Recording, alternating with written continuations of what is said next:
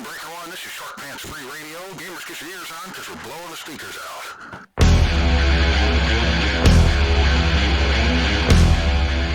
Grimdark Live. It is time for Grimdark Live. This show is for the nerds, the outcasts, the weirdos. And for short pants gamers? No, not you. Ah, crap.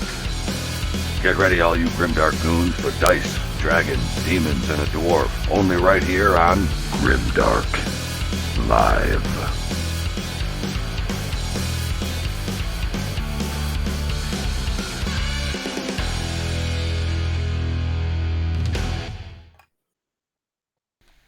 Hey, welcome to Grimdark Live, your weekly webcast for all things Dice, Dragons, Demons, and a Dwarf in the Warhammer worlds. I'm your host, Patrick, and as always, my co-host, Steve. What do you hear? What do you say, bud? Hey, we have Trog royalty on tonight. You are not kidding, man. You are not kidding. We definitely have Trog royalty. I'm not even sure if he's wearing purple, but I don't think that really matters. I mean, this is who we have, man. We got one of the greatest guys in the community, one of the greatest destruction guys in the community, and I know once we get into it, you guys are going to be really happy to hear everything this guy has to say. So really excited to have him on. But I'm going to keep him tucked behind the curtain a little bit longer here to keep the suspense brewing because we don't want to give the goods away too soon. You know what I mean, Steve? We got to keep this hidden for a little bit longer. The suspense. We're used to hiding things in caves. Well, you know, and other places too. You know that one thing that stop. What with that lawyer? Did he call you back on that thing? Just wondering. Would you get the show started? All right, we are definitely going. And as always, we've got the question of the day and the closing thoughts towards the end of the show. And as a matter of fact, our guest is so awesome that we're going to completely skip the news because nothing else really matters at this point. But we are going to definitely get it rolling. But hey, if you're new to the Grimdark Live experience and new to our YouTube channel, please click on the subscribe button. That's the Grimdark Skull bell icon for reminders on all of our upcoming and past shows. And please remember to click on the like button. This helps our little show and gets us better promoted with the YouTube for the Grimdark Live experience. So please recommend us to your friends. Grimdark Live is a great show to get your nerd on every Thursday. And if you like some after-ear action, please give our podcast a listen after the live show. We typically publish that a day or so after the live show. You can follow our podcast over on Podbean. There's a lot of additional segments there that you're not going to get on the live show. The link to our podcast is in the show notes below, and if that ain't enough for you, check out our website at www.grimdarklive.com. Again, that's grimdarklive.com. And today's show is brought to you by our supporters at GameStorm Gaming, located at 1243 State Street, Lamont, Illinois, 60439, and Frag Factory 3D Printing, printing life into your games. Make sure you get your nerd on with GameStorm. Their website is www.gamestormgaming.com, and get your terrain with Frag Factory 3D Printing. You can get them at Facebook at Frag Factory 3D Printing. So we are definitely going to get it rolling here. So we got a great show, and strap yourselves in, folks. We are going to have a destruction-filled show this evening here on Grimdark Live. Our guest this evening on Grimdark, who really needs absolutely no introduction. You've most likely seen his great battle reports, his battle tome reviews, his unlocking videos, or his awesome top 5 review army breakdowns. He really is a staple, not only in this global Warhammer community, but in the Destruction Grand Alliance. Tonight on Grimdark Live, we're proud to have Michael from Doom and Darkness on the show. Doom, welcome to the show, buddy. Thank you very much for being with us this evening. Oh, g'day, folks, and thanks very much for having me on the show. Oh, you know what? I got to tell you, we are absolutely honored to have you with us. And, you know, honestly, Michael, when I think of, you know, ogres or, you know, even, you know, destruction itself, you know, I got to tell you, if it's not Halo Twitch, it's definitely you that I look for direction and advice on the fatties of destruction, especially when it comes to the Ogre Maw tribes. But you also play Gloomspite Gits in Orc Warclans, right? I played Orc Warclans for quite a long time, back when they were just Iron Clans before the Orc Warclans book. And but once I jumped to Ogres, you know, that's where I found a new home for quite some time. And the Gloomspite, well, they were a project that took me 12 months to complete. Ever since the book came out, I knew it was an army I wanted to play. It's just got fantastic versatility and just a whole heap of cool little tricks. So I wanted to jump on it, but it's actually a harder army to collect and paint and get ready if you're starting from scratch. Yeah. I mean, Steve, you know, our big dummy co-host here, you know, he plays Gloomspites or Troggoths, really.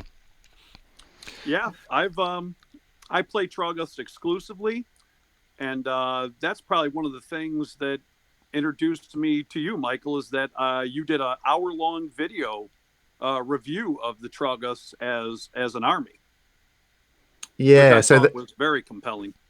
well, the when the Gloomspite Gets a book came out, it was pre ogre battle tome. There was no news of ogres even being on the horizon, and so the next best thing to ogres, I think, are trolls. So I was like, listen, this is an army that I can just get on board with. The play style is going to be very similar to how I've been playing Gutbusters so far, but the rules are just better and the trolls are just better. So cool story, excellent models. The new Rock Got Troggoths are a fantastic model, and it was easy for me to jump on board Trolls.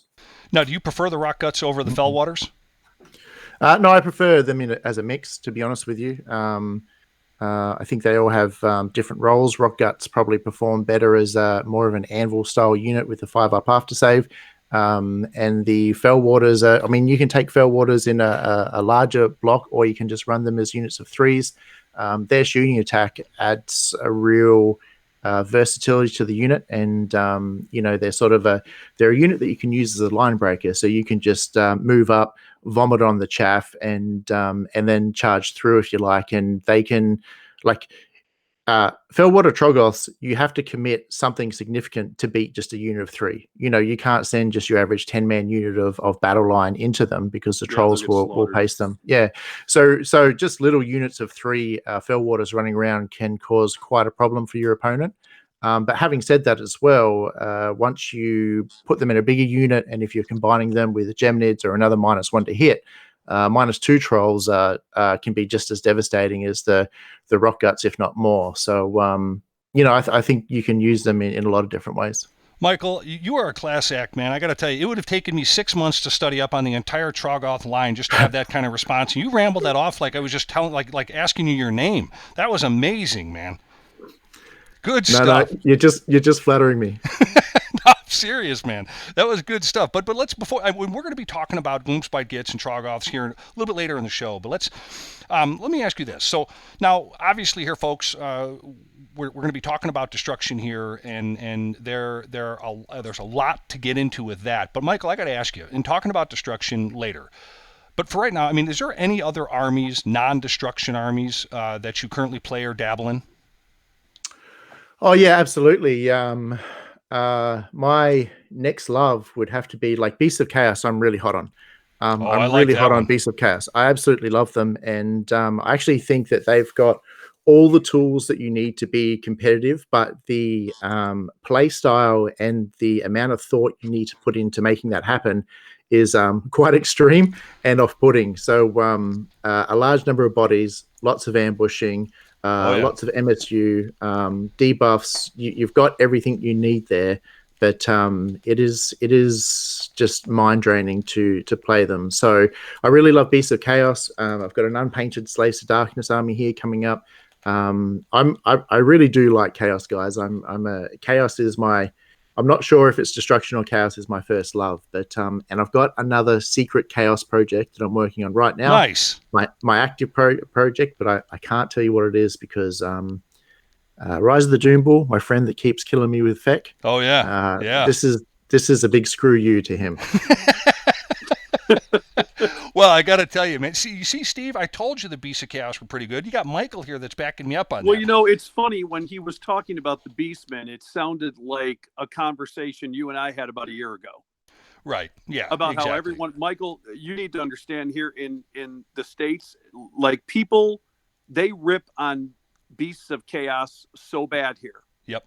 Like they despise them.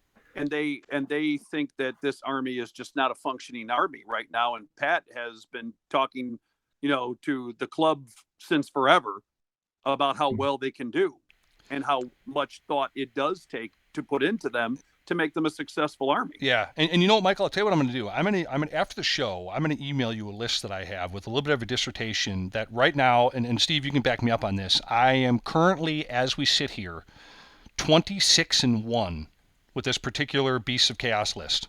Right out of the book, no cheating, no goofiness. It's just the way that I've tied the list together. I've won to a staggering amount with this particular list.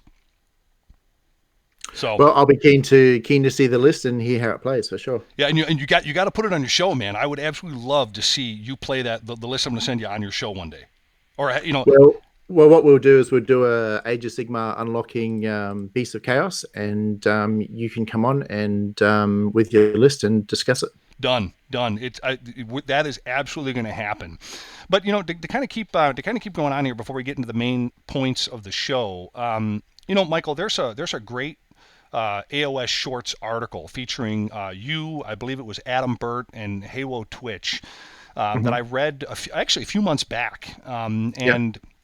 Michael, you seem to be a real down-to-earth, good, humble guy. I mean, does it ever set you back to think that you're such a positive impact on so many gamers out there in the world?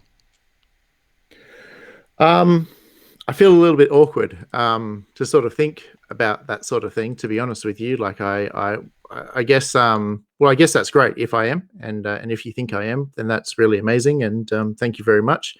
I just like to play Warhammer, and I really like to make videos as well. And so, that's what I like to do. And if other people enjoy them, then I'm really lucky, I guess, because I'm very fortunate to be in the position I'm in. Yeah, and folks, for anybody that wants to see or read that article, I'll post a link for it in the show notes here below, because it really is a fantastic read, and the breakdown that Michael does in the Maw Tribe's book with the other two gentlemen, it really is a great read. And of course, there's a video attached to that article that I recommend highly to everybody. But Michael, what I'd like to do on tonight's show is really build on that awesome article about the Maw Tribe's review, your influence on the hobby, and expand that to the rest of the Destruction Grand Alliance. Okay, let's go. Yeah, and you got, honestly, I'm going to use one of your, I'm going to sound like an idiot here, being an American guy, but I'm going to use one of your Australian phrases here. But you're one of the most active blokes we know in the community. Your battle reports are currently my favorite to watch, and that's really no lie. Truly, they are. But I love the ones with the ogres and the flesh eater courts. I just saw that one. That was good. Yeah. Oh, did you? Yeah. And there's a lot to like about your specific style of battle reports. And I would have to say that one, there's a real humble element to your reports, and it feels like you're telling a story to the viewers. And two, you keep it interesting with your explanations. And at points throughout the battle report video, when you kind of stop and you explain things like, what happened here, or how did this work out here. And three, most importantly, what I really think is great about what you do is all your YouTube proceeds go to charity. That's really the best part. So yeah, well, thank you. It's just something I started, probably 6 months ago or so now, and I guess I'm sort of at that stage in my life where you're looking to, you sort of turn around, and you start saying, well, I'm doing all right. So what am I doing for everyone else around me, and what's a way that I can try and make things better? And I guess the money I make from YouTube is, say it's $100 a month, for example, and for me, in the grand scheme of things, it probably doesn't make that much of a difference to my lifestyle. But $100 a month for other people and can go a real long way. So I thought it was a good way that communally, because I don't make any. The channel doesn't make any money if people don't watch it and don't enjoy it. And so if people are going to watch it and they're going to hit the thumbs up and things like that, well, communally as a group, then we can do some good for someone else. So it was just sort of an area of my life that I personally wanted to improve on. And so that's why we did that. Yeah, and I'm a big fan of supporting charities of all types. I mean, we support a charity through a tournament that we do every year, Armed Forces Day tournament, where 100% of the proceeds goes towards our active duty troops. We also do other things that support the homeless. But ironically enough, Michael, Steve, my co-host, he's also into charity. He gives money to the topless. I don't know if we've ever mentioned that to you before. So it's we're all very charitable here on Grimdark to kill Live. The conversation. What are you talking about? I mean, hey Steve, do you want to name off any of those charities you give to? I mean, not all of them are named charities. Some of them are Ginger, Epiphany, Mercedes. They're not all charity. Michael, if you hang up No one will hold it against you. No, it's fine. Those people obviously need some money to buy T-shirts and jumpers and things like that. So Pat has right. quite the imagination. Yeah. That's right. So not to give away any spoilers here, Michael, but speaking of the battle reports, you're joining us this evening, really coming off the heels, and Steve just kind of mildly mentioned it. You're coming off the heels of your last battle report against Rise of the Doom Bull and his Flesh Eater Courts. Where obviously you played your Ogre Maw tribes. You went back to the basics with that list and ran straight guts against them Flesh Eaters. No spoilers here, but I got to tell you this: I think. Had a couple of dice rolls gone your way heading into the third battle round, it'd have been a totally different game, for sure. Yep, absolutely, and that's Warhammer. That's it. It's ultimately, for all the tactics and the theory, and as much as we like to think that, it's all about preparation and this sort of stuff. Sometimes the dice rolls really do, impact the game. It's a game of dice, and they have a habit of swinging it. So you can have one critical combat, which will turn the game on a dime. You can have one critical initiative or a critical save, a critical spell, any of those things. If they do or don't go off based off that dice roll, it can change the outcome completely. So that's the exciting thing of Warhammer, and that's what makes it great, I think.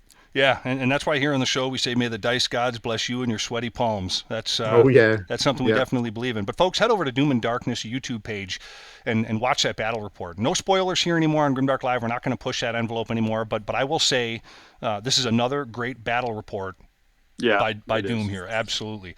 So Doom, just set the table here again, and for all of our listeners that might have joined us a little bit late after the opening, what we're going to do here, I think, if it's okay with everybody else, the basis of the conversation this evening here on Grimdark Live is not to go through and review each faction in the Destruction Grand Alliance down to the minutia detail. You, obviously, Mike, on your own Doom and Darkness show, you've done that well enough and much better than a couple of slugs like Steve and I could ever do. Let me just say that. And I think a conversation about the state of the factions and your thoughts and opinions on Destruction and the Grand Alliance itself of Destruction is something folks would actually like to hear about rather than to drag everybody through the textbook of each army and war scroll.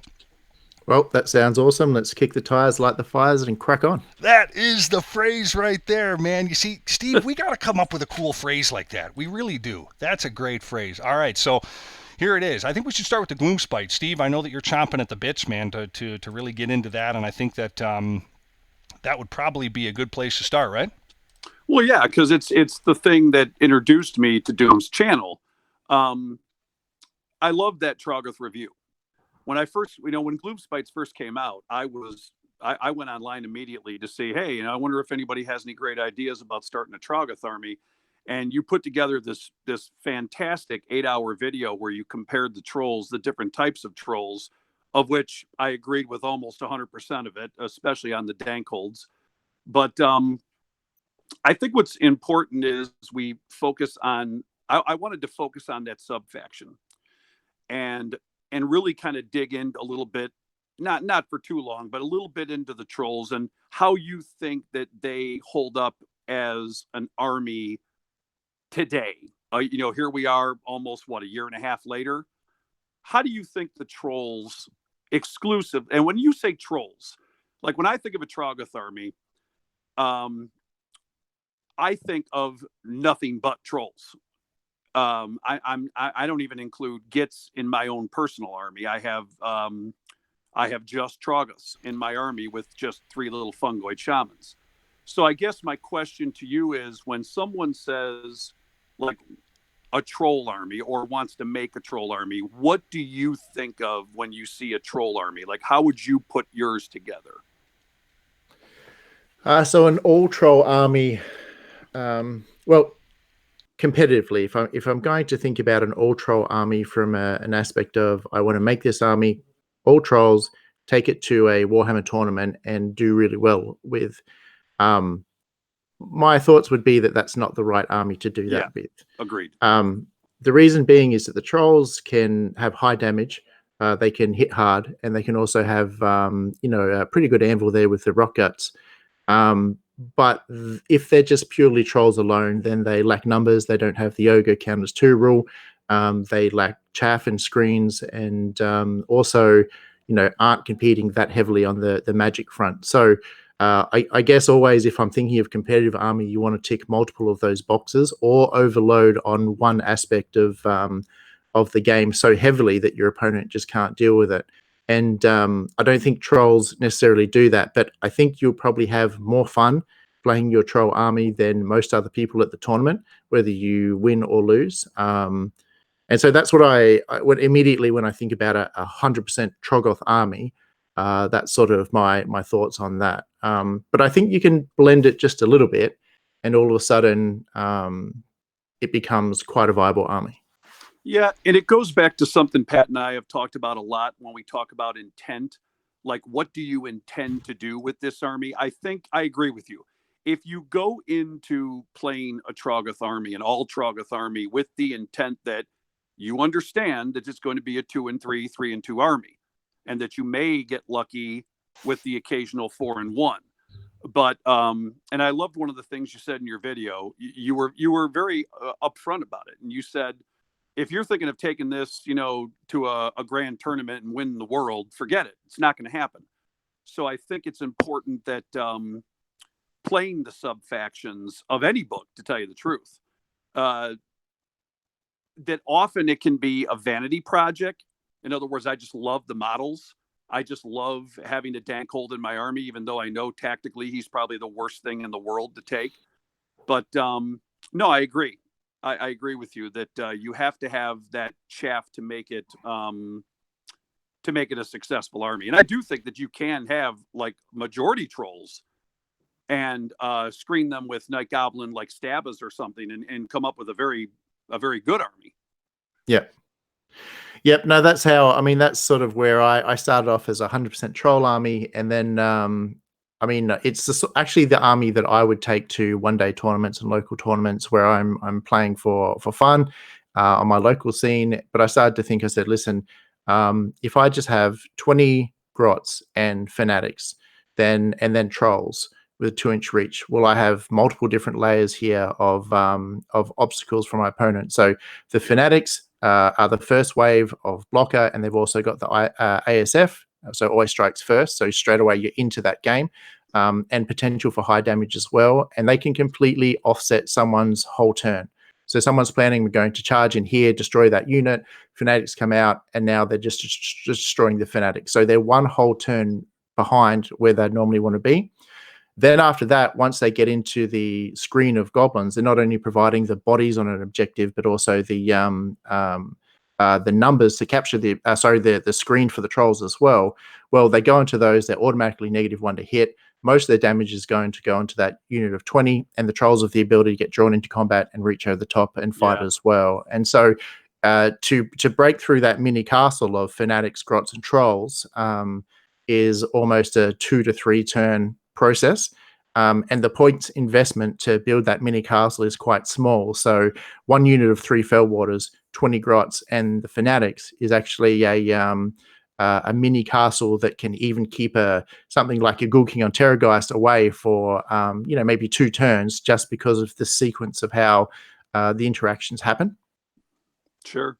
Yeah. Because if those rock guts can get in on something like a Terrorgeist, like striking from behind the goblins, they can kill it in 1 round of combat if it's a big enough unit.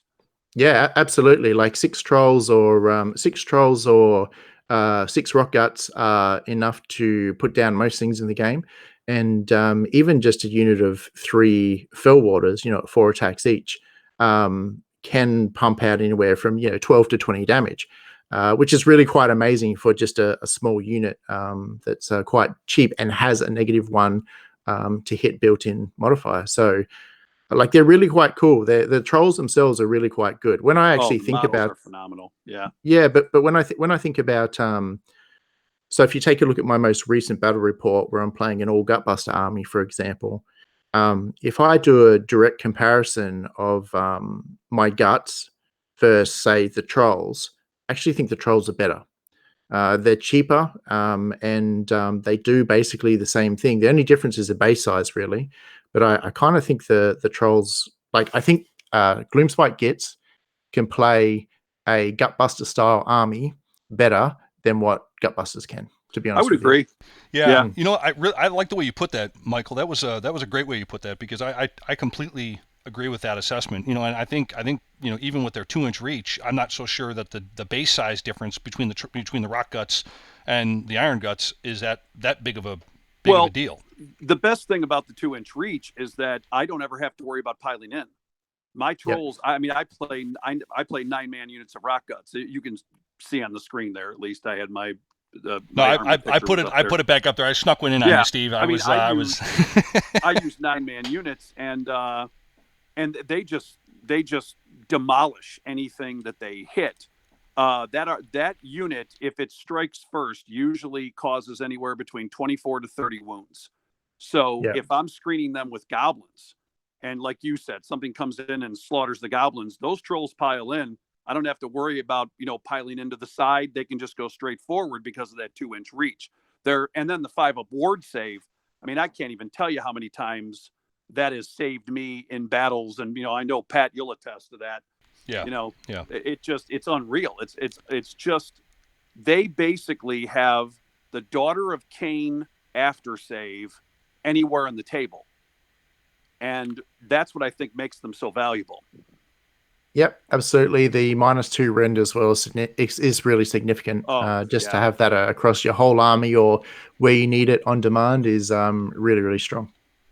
What do you think? What are your thoughts on the Dankhold Troggoth as both? I mean, I know as a model, it's a gorgeous model, but what are your thoughts on it as a unit in the game?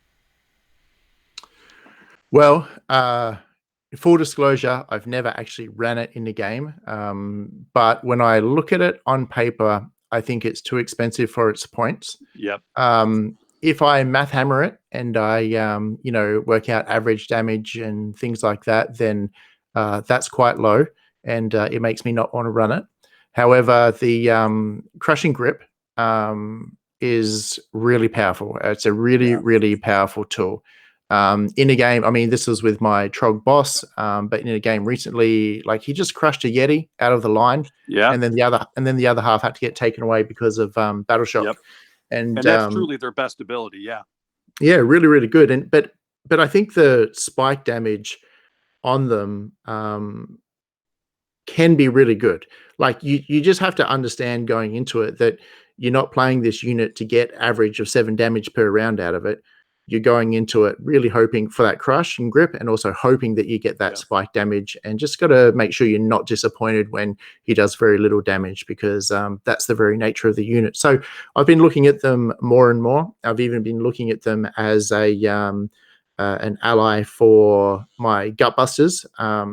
There's been several times where I've wanted to put something like a giant into my army, and the Dankhold is better, but he's just still a little bit too high, I think. What do you think he should be point costed at? I would say, 160?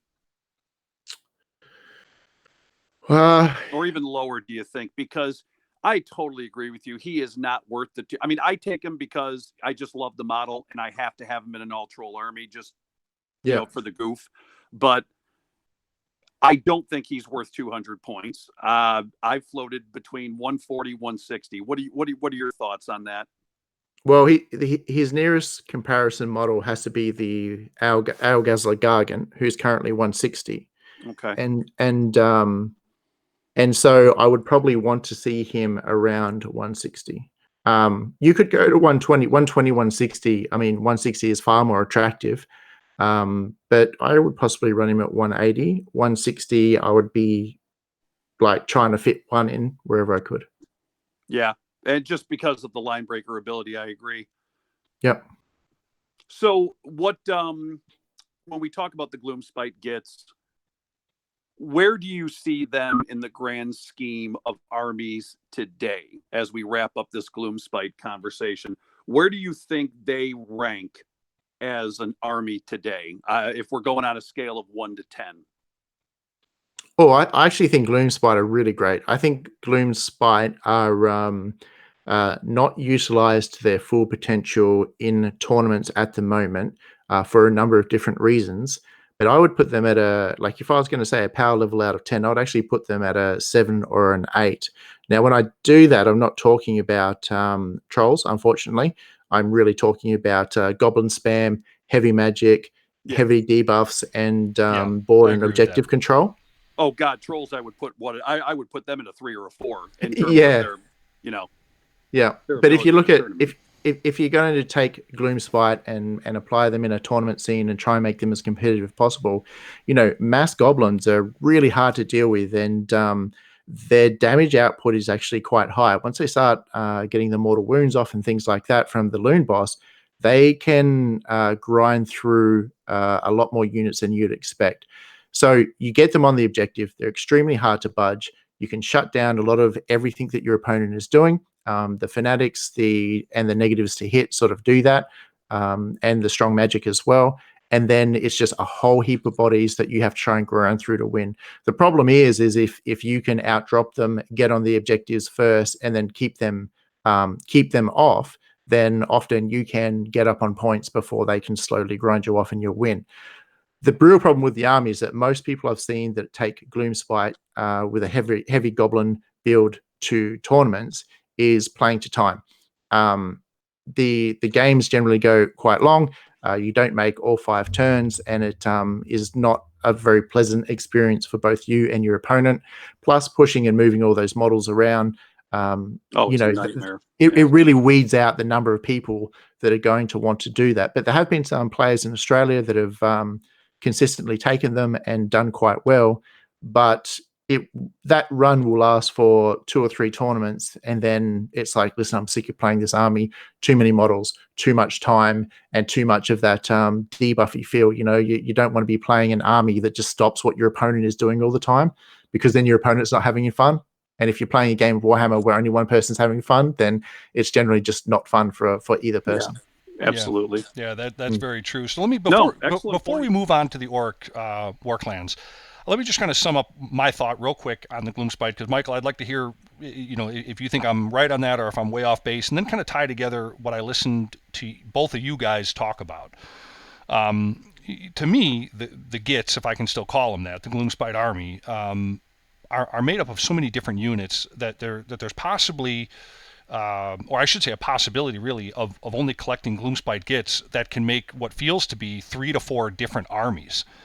Just a mix of a bunch of different stuff, because we didn't even bring up the squigs or the spiders. You can run spiders, like spider army, squig army, troll army, goblin army, or 3 different armies. Versatile. Yeah, 3 different types of army that are any mixture of those. Yeah. So I would agree. And the nice thing about the Gloomspites too is that if you get bored with one of the factions, you can always go to one of the others.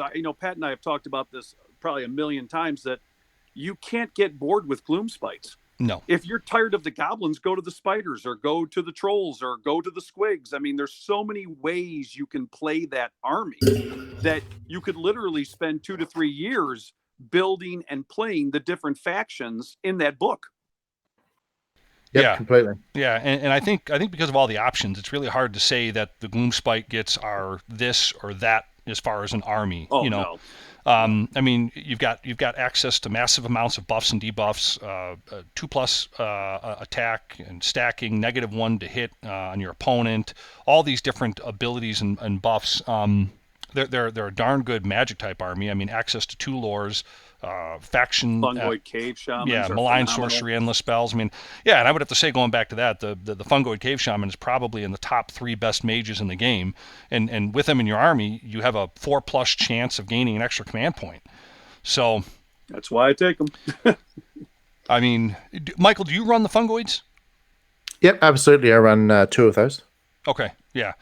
Yeah, they're definitely a must-have. As a matter of fact, I'm allying them in one of my Gutbuster and one of my Mawtribe builds. So, yeah, I'm the same. I've my Stonehorn build. I've made some changes and I've got a fungoid in there now. Okay. All right. Well, good stuff. Anything to talk about for the Gloomspites, or are we ready to move on to the next army here in our destruction topic, which is the Orc War Clans? Yeah, let's talk some orcs. All right. Yep. So here it is. We got the orcs. So I guess this is Steve. This is really kind of still your realm here, buddy. And obviously, Michael, you guys know how. I just know how to play against orcs. If you want to know the Yeah, truth. I mean, the orcs are just an absolutely phenomenal army, and I think that the new book just made them better. But what's so funny is, and I know it's kind of going off topic a little bit, but what happened to Drackfoot? Everyone was so terrified of this Drackfoot army, and now I don't see a single person playing them. What was the big deal about them, in your opinion, Michael? Why were people so afraid of the Drackfoot? Well, I guess at the time we were seeing Phoenix Guard were just on the rise because of Cities of Sigmar being released at the same time, and everyone was. I guess people still had the specter of Nighthawk and things like that in their mind, but it was a little bit of a false fear. Drackfoot doesn't matter to Nighthawk because they don't have any rend, right? So ignoring the ethereal when you don't have really any rend isn't that significant. And then it was ruled that the ethereal amulet isn't affected either, so you can't big stabber that ethereal vampire lord on zombie dragon. Sure. So I think it was a bit of a hullabaloo about Drackfoot, to be honest with you, but it is still very powerful and it is still significant. And you'll probably find that ability that tribe's ability will have a considerable effect over a 5-game tournament. But I think the strength of greenskins isn't just solely in the Drackfoot. It mainly comes from their strength of numbers, their speed, and their ability to combo buffs to get them to almost Daughters of Cain like levels of murder. Oh yeah. When you think of the Kuruk Orc war clans, do you think Big Wa? Is that what you're going with? Yeah, if I'm thinking purely what would be, in my opinion, the best army to win tournaments with as Orc war clans, it is Big Wa because you really get the best of both worlds. But I still think that Iron Jaws, Iron Suns can be particularly difficult to deal with for some armies. Pure greenskins is ferocious, and a good experienced player with them can do really, really well as well. I am so happy you just said that. I am so happy you just said that. I missed the greenskin something fierce, but I'm in the minority, I guess. So thank you. No, there are people like Pete Atkinson here in Australia, Plastic Crake on Twitter. He has a blog as well, and he pilots them like a boss. He's been playing them for the last 2 years or so, and it's really just about understanding your ranges and how far your units can go, and which round you need to be stacking your buffs onto which unit. And wow, he has absolutely pulverized my Skaven before. Yeah, he'll regularly go take that army and go 4-1 at a tournament. Like if I see him taking that army at a tournament, I just go 4-1 straight away. Pure that's greenskins. Pure greenskins. Yep. Wow. Stephen, I don't mean to cut in here, but I want to kind of back something up real quick because maybe I'm going to sound like an ignorant cuss, but Michael, I'd like to have you tell me if I'm out of my mind or not, and Steve do the same, I guess. But I want to go back to the Big Wa as far as a competitive build. And this got me thinking, Steve, when I heard you ask Michael this. The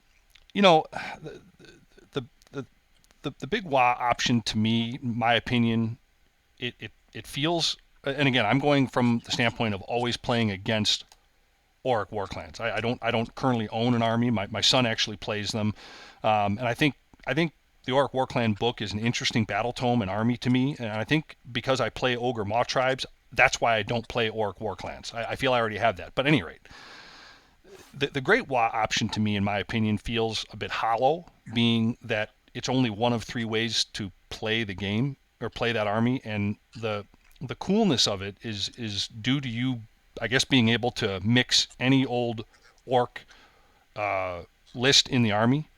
It also, to me, it lacks, what am I trying to say here? It lacks a bit of an identity, having no command traits or relics of its own. And in many ways, the Great Wa abilities, to me, just seem like they're cherry-picked or taken from other armies or being, like your typical boring +1s to hit or wound. I mean, it's still an efficient choice for those who don't want to pick just one type of orc, I guess, overall. Like if you want to play, can you play greenskins, just your regular greenskins with the bone splitters and the iron jaws? I'm not even sure. But at any rate, that's my 2 cents. I mean, am I out of line, Doom, by saying that?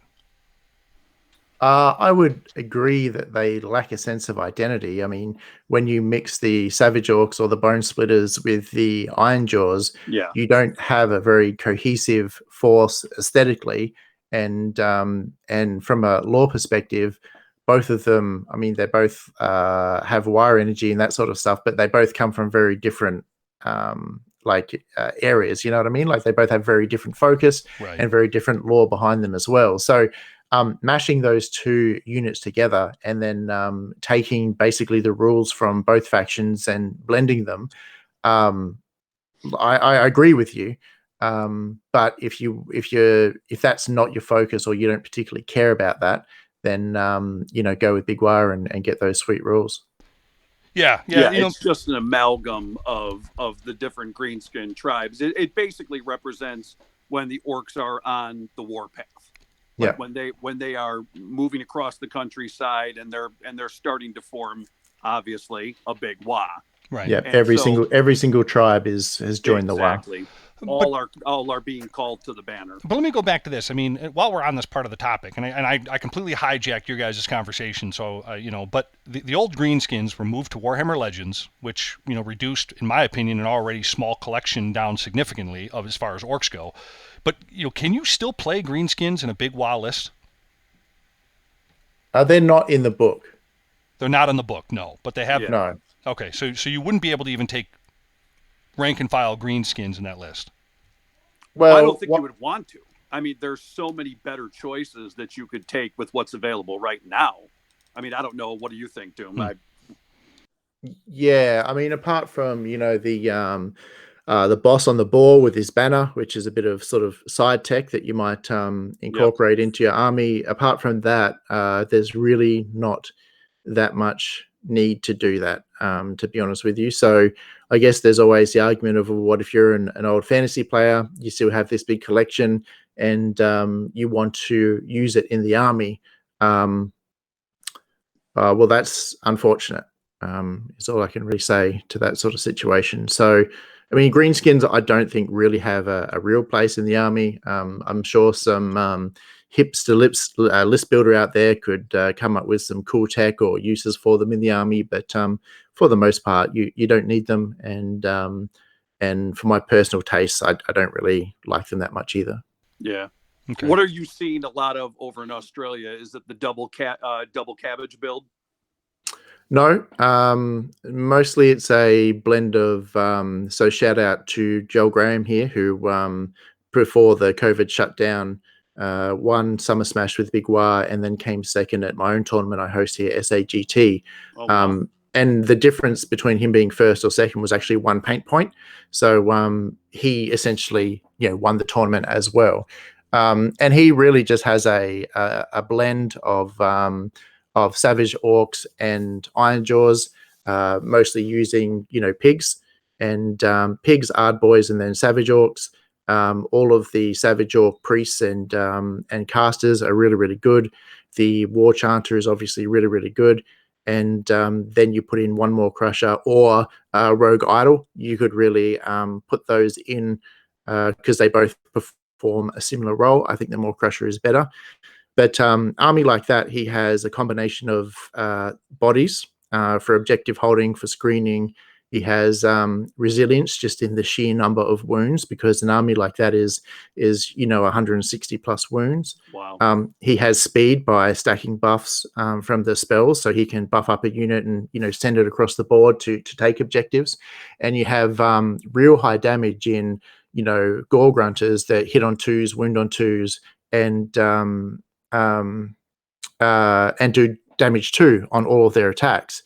So they can really, really just apply what they need where they need to. And it's quite easy with Auric Walklands to get all the most significant buffs that you need turn 1. So turn 1 in your turn, you're where you need to be straight away. So it really is a very versatile, fast, hard-hitting army that gives you lots of tools. So it's a toolbox army, and if you play that well, then there aren't many other armies out there that can completely overwhelm that in any one area of the game, and so they generally perform quite well. Yeah, that's the thing. You can't hide from them. They're on you by turn 2. Oh, absolutely. If not turn 1, yeah. Exactly. So you're not hiding from them. You're not avoiding them in any way. The best you could hope for is that you have an army that has enough chaff to stop that initial charge, because they're coming. And I think that's what's so significant about the Orcs, is that, for an army that in the past used to be a relatively slow army, now they're on you by turn 1 or turn 2, and 9 times out of 10, you're finished if you don't have a good game plan. Yeah, one of the key things is the ability to move the buffs around to the different units as you need them, combined with the Auric War Clan's natural buffs across the whole army. So if I look at my Moor tribes, for example, and I'm fighting, let's say, the Flesh Eater Courts, I look at it and I say, in order for me to kill that Terrorgeist, I have to charge it with my one big unit, right? My big killer unit, my big hammer that I've got, that I've built into my army. I have to get that charge because nothing else in my army can kill it. With Auric Warclans, you look at the matchup, you say, I know his Terrorgeist is going to kill this unit, but in the next turn, I can switch all my buffs to this other unit and it becomes equally as killy, and off it goes. So even if you lose a unit that might be critical in other armies, you switch those buffs to a different location and you've got your hammer back again. So that's one of the fantastic things about Auric Warclans, is in that trade-off, if I lose a unit, you lose a unit. If you lose a critical piece, if I lose a critical piece, I can replace it. If you lose a critical piece, well, your hammer's gone for the rest of the game. Yep. So, that's one of the cool things they do really well. Where do you think they stack up in the current schedule or in the current lineup of armies? A solid 8 or 9? Yeah, I think they're a top army. If you take Auric Warclans and you play I think they're the number 1 destruction army in the meta at the moment. Oh yeah, without a doubt. Yeah. Yep. So let me ask you a question. I know we're going to be moving into the Ogre Maw tribes here, but if we take the 3 main armies right now in destruction, excluding right now the Sons of Behemoth because they're not officially out yet, how would you rank? Who would you say is the best, the second best, and the least best as far as armies as a whole, regardless of build? However, the best player would make the best list. I think it's hard to do if you say regardless of build.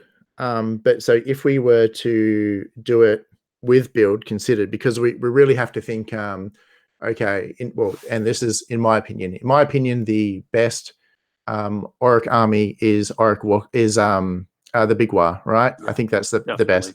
I think the best Gloomspite army, as far as competitiveness, is the Grot Spam.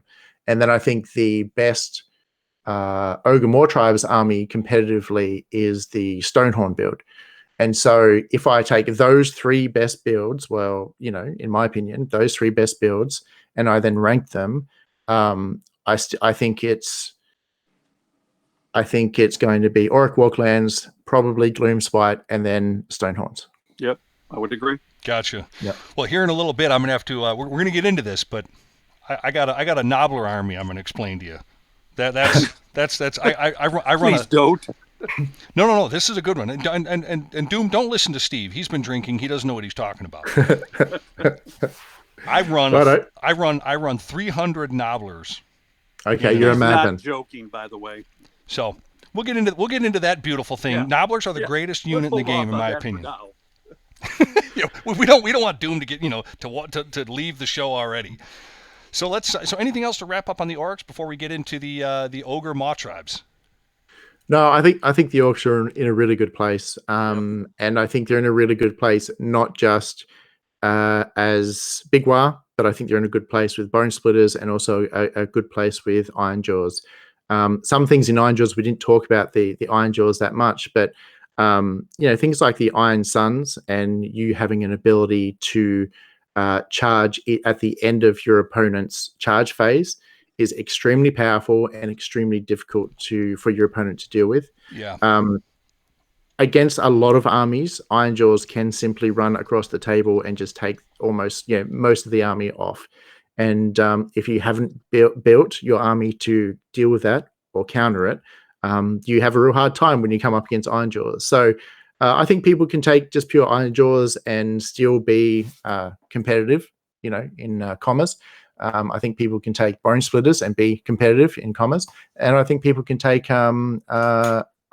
Big War and be really competitive. What are your thoughts on brutes now, real quick, as we wrap them up? What are your thoughts on brutes? I don't think you really need them. I don't think you really need them, mainly just because they're still good. They can still pump out some damage, especially when buffed. They're probably just a little bit too slow. I think that Ardboys can do the same job, but with more bodies. And I think that pigs, so you really want pigs and Ardboys and Maw-Crusher for the most part. But if you're like a cool hipster and you're an Ironjaws purist, then you're probably not even taking a Maw-Crusher, to be honest with you. But yeah, brutes are good, but I just don't think you really need them. Yeah. Michael, you literally just described my son's War Clan army. It's funny. He's definitely. I'm going to make him listen to this segment because honestly, yeah, he doesn't run brutes at all. He runs Ardboys, pigs, Maw-Crusher. You don't need them. No, but I to be honest with you guys, I thought he was crazy when he said, "Oh no, Dad, I'm not running those things." I was like, "Yeah, but they're the big mean ones." He's like, "Nah, I'm not doing it." And sure enough, I mean, he and I here we play here in the Nerd Bunker. And I got to tell you, I've had fits playing my Maw tribe against that thing, trying to beat that army. We've had some great slobber knocker fights, to be honest with you. So yeah, they're excellent. Yeah, but you're spot on with that, Mike. Absolutely. So all right, let's move on here to the Ogre Maw tribes. Now this obviously, Mike, this is going to be like a walk in the park for you, man. This will be like nothing for you to talk about these guys. But Doom, before we get into talking about the Maw tribes, I wanted to share a really quick story about a person that we actually both know, and that's Christian Weir. Oh yeah, he's a great friend of mine. Well, I got to tell you, I know that he was on your one of your battle reports, I believe, about a year ago, and he was playing his Phoenix Temple list at that time. And Christian is one of the nicest guys I know. He's the definition of a good guy and a heck of a gamer. Honestly, I met Christian probably 3 years ago now, and we've been at a lot of tournaments together. And whenever we see each other, we're always laughing and carrying on. And he's a really good guy. But the story relates to actually my return to Ogres. You see, Christian and I we were at a store event. I believe it was in the summer of 2018. And I was talking about how I wish I had kept my Ogres. I had sold them all at that time, and I stated that I had intended on repurchasing Ogres in the near future. And the tournament, it went on. It was a 1-day, 3-game team tournament, and at the end of the tournament, Christian gave me for free his Ogres, and he said, "Here, now you don't have to worry about buying them anymore, mate. Go ahead and get going with them." And that absolutely bowled me over. It was 1,000 points of Ogres because it was a team tournament. Everyone was playing 1,000 points apiece. And I've never forgotten that. And have been friends with him since. Great guy. Christian, if you're listening, thanks for being one of the best, bud, honestly. So I wanted to share that with you as somebody that we both know. Yeah, Christian is one of the most genuine and kindest souls that I've ever met. And I have a real special place in my life and my Warhammer sort of scene for Christian. Like I cannot stress how much I love that man. So no, he's a really good person, and if you know him and have him in your life, then I think you're blessed. I completely, absolutely agree. So good stuff, man. And so let's get rolling on with the Ogre Maw tribe. But Christian, great guy. And Doom, I'm going to say it to you like this. Before the Battle Tome Ogres came out, they were more of an outlier army, especially the Gutbusters, because we already had Beastclaw Raiders already. We had that Battle Tome, and that was actually my deep dive back into ogres, if you will, were the Beastclaw Raiders. I mean, I love anything that's a big stompy monster, big stompy robot. I don't really play 40k, but I own and I'm going to say realistic number. I think I own 26 Imperial Knights. Long story about how that happened, but big stompy robots. I really love the big stompy Thunder Tusks and Stonehorns. The army really only saw one new model for the release when the Maw Tribe book came out, not counting the terrain piece, which, while not unusual, wasn't to me wasn't terribly encouraging at that time, because of course I'm mostly a Beastclaw Raiders player at this point, although I am currently building up my Gutbuster force. As a matter of fact, this is one of my I don't know if you can see it on the screen or not, but this is one of my builds of one of my armies that I have up here now. It's a 2,000 point Beastclaw Raider list. It's been pretty good to me. Of course, that's a good build. I can see it. I know exactly what it is, and it's a good army. Yeah, and you know what I will say about this, and one of the things I learned from playing Beasts of Chaos is when you play Ogre Maw Tribe, let's just say, or specifically Beastclaw Raiders, they're a very unforgiving army. You make a mistake with that army, you're going to pay for it 2 or 3 times over. And you know how it goes. Like Stormcast, you can make a few mistakes and you can recover fairly easily. With these guys here, though, you pay for everything, low model count and everything that works against you. And at first, I was presented with when I was first presented with the Maw Tribes as a new army, I fell into the trap of immediately being discontented with them. As a matter of fact, Haywo did a Battletome review at the time. He was real salty about the army, and you always had a real positive spin on it. And I wish I would have listened to you earlier on. And I'm not saying that what Haywo said was wrong, because he's a brilliant guy himself. But he was salty about the army and the many disconnects that really are still there in the Battletome. But I think almost like Doom, if you were to combine gaming and bitching in a bottle and sell it, you'd be a millionaire. So it's easy to complain about anything, but I do think there's a lot of disconnects in the Battletome. Like, for instance, Beastclaw Raiders get a Maw Pot that they very rarely will ever use, because you're generally not going to have your hero within 6 inches of it. So there are some things that I think come around as some disconnects if you're not careful with the army. But you've seemed to have gotten the recipe down where you've had a good amount of success with them. I mean, what are some of the things, if you were to describe your experiences with the Ogre Maw Tribes to anybody, new player, old player? I mean, what would be your secret sauce? How you approach the army? Well, I always say with ogres, you play the army if you enjoy seeing big things happen on the tabletop.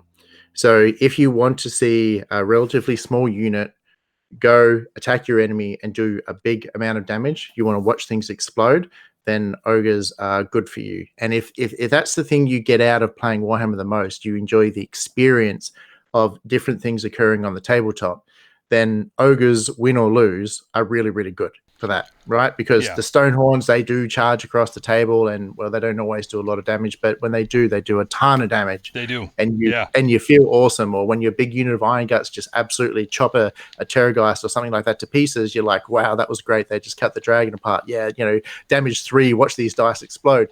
And so if that's the aspect of Warhammer, and it's important that people look inwards on themselves as to why they play Warhammer, and what actual aspect, when they're playing the game with your opponent, what part of the game am I enjoying the most? Because is it really the banter with me and my opponent, and I'm just playing, and the social aspect is the biggest thing? Is it like the feeling I get when one of my units does a big thing, or is it really just like conquering my opponent and drinking his tears?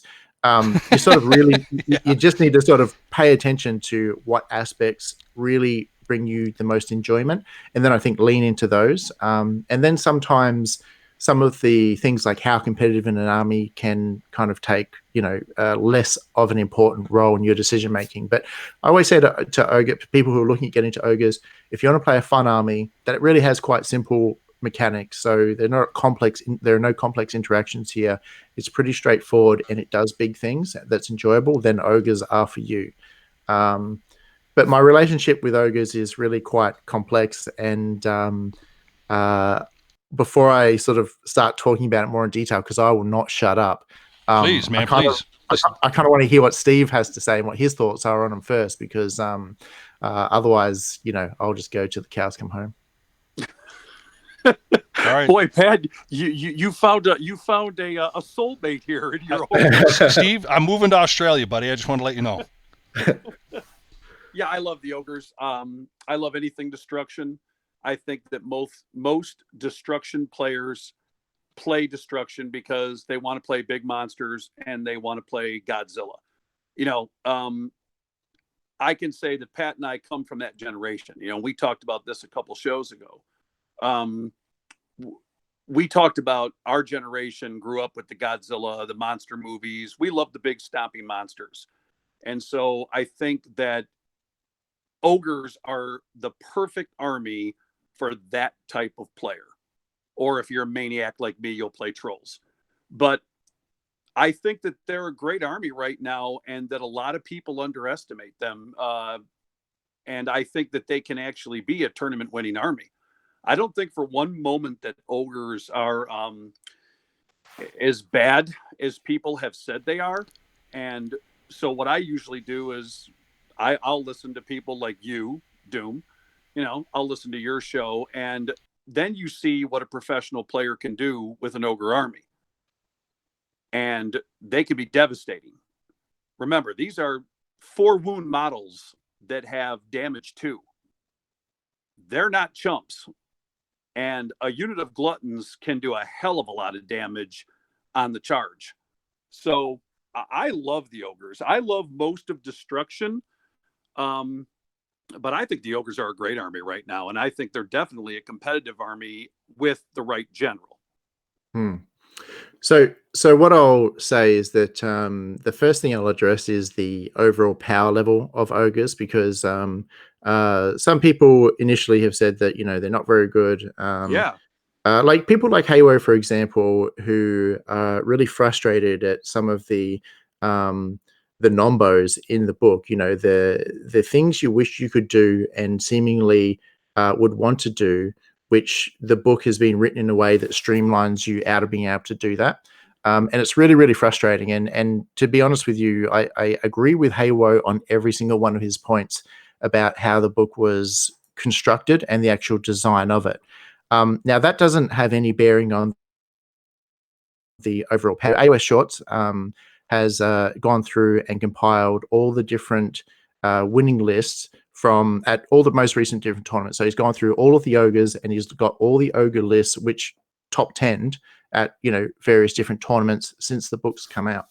And for the most part, so there are lots of them. There are lots of ogre players that have top 10 or even podiums with the book, and more of them are a Stonehorn build, Boulderhead, than are a ogre Bloodgullet army. But they're the 2 combinations that we see rising to the top so far. Yeah, So Stonehorn, and I see you run a lot of Boulderhead and Bloodgullet in all of your battle reports. That seems to be your go-to. And of course, I agree with you. The army that he played against the Flesh Eater Corps. You actually didn't have a tribe in that list, though, right?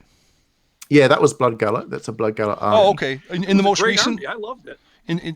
So that's Bloodgullet, the one in the most recent battle report against Flesh Eaters, right? Yeah, that's right. Yeah. Okay. All right. Because I know you've also played Underguts a few times, and I don't see a lot of Thunderbellies. I don't see a lot of Winterbite, and I really don't see a lot of Thunderbelly Maw tribe as far as the tribes are concerned. I think those people kind of stay away from, and I think as far as the Meat Fist, that's just completely avoided. At least here in this local gaming area around here, some of the other ogre players that I know, they avoid Meat Fist like the plague. Yeah, I mean there are 3 good factions and 3 not so good factions. Right. And you think about how often you actually get to play a real game of Warhammer against your friends. You kind of once a week or once every 2 weeks, and that's probably if you play like quite a bit. Right. And so by the time you paint up all your models, you assemble your list, and then you drive around an hour or whatever it is to your friend's house, you have a 3 or 4 hour game.